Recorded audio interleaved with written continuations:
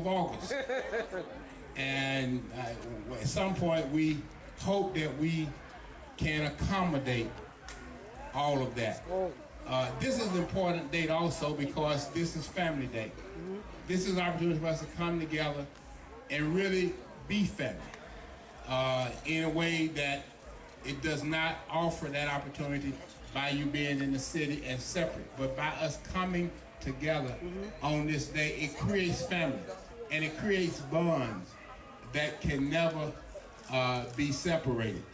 As Sister Maud said, and I can remember this, the whole struggle around Tawana Brawley, and then the death of her son assassinated in Middletown, right outside of Middletown by police officers.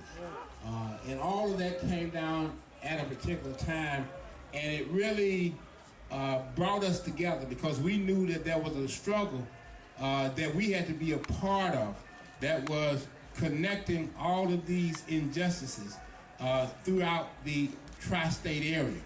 And so we have actually been together ever since then. We formed the United African Movement officially in 1988. And it was born out of the sanctuary of Bethany Baptist Church. And that was sort of unusual in itself because there was an unusual man who was heading Bethany Baptist Church who had a vision and the courage and the commitment to do things that other people would not do. And that is Dr. William Augustus Jones. And had it not been for his bravery and his courage and those kind of things that inspired us. And so we're also fortunate on this historic day to have one of the children of Dr. William Augustus Jones with us, Brother Fred Meade. And that's Brother Meade.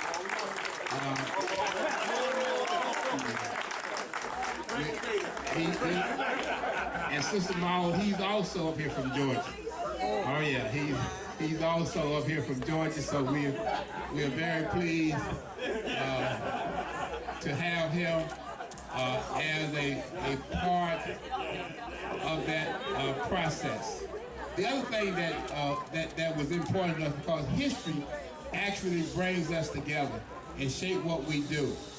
And in 1989, 20 years ago, there was a false arrest of some young black and Latino boys in Central Park.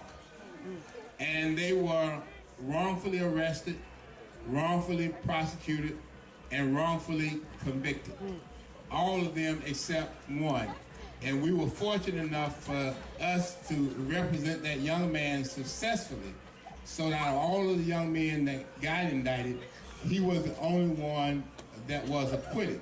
But with that limited success, we recognize the need that there were things that our children are not getting in public schools. Because all these young men attended public schools, and yet they were not given the survival skills that they needed in order to overcome any illegal police confrontation. And so as a result of these illegal police confrontations, they were all duped into making admissions, which despite DNA evidence at the time which exonerated them, was not enough to overcome the minds of those jurors who was mired in racism. And so they were convicted. And some of those young men have spent up to 14 years behind bars before the truth ultimately came out. And so we decided then that we wanted to bring young people here and to give them the knowledge of those skills that they could not get in high school or in elementary school that would enable them to overcome those illegal confrontations. Because the reality of it is that black people, whether they know it or not and want to admit it or not, we're at war. Yeah. And it's not a war that we have initiated, but it's a war that we're in nonetheless. Yep. And the entire goal of that war is to fill the imprisoned industrial complex. And so it shows you how we are sometimes prepared for the mission that we have to undertake. years before we've actually been given the assignment. And so as we assemble today, up here on the grounds of Peg Leg Baits, the most prized possession that we have is our children. There's nothing greater, there's no greater work, there's nothing that we could do that would give us greater pleasure than these young people here, and to see them grow from babies into adults. And so as we leave here, what I want the young people to do is to recognize that there's a lot of history here.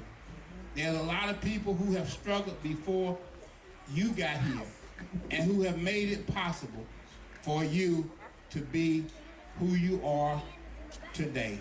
And that as we leave here, we can only envision the Underground Railroad upon which grounds we stand on.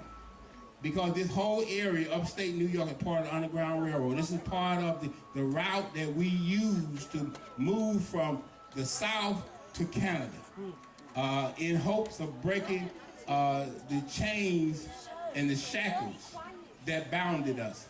And so as we leave here today, and the young people, as they get ready to embark upon this last week, let us hope that these next 15 years will exceed the track record that we have already accomplished. And so as we leave here today, in the words of the Honorable Marcus Messiah Garvey, upon which a man came from Jamaica, and although he was deported, but his message was never destroyed. And in the process, many cubs were created. And so we make an affirmation to him, and we make an affirmation to our ancestors and our Creator, that we are an African people, brought from our homeland, brought from our names, our languages, our cultures, our religions, our womanhood, our manhood, our sisterhood, our brotherhood, our fatherhood, our selfhood, our nationhood, and our self-respect. But we shall rise, never to fall again. You mighty race, you can accomplish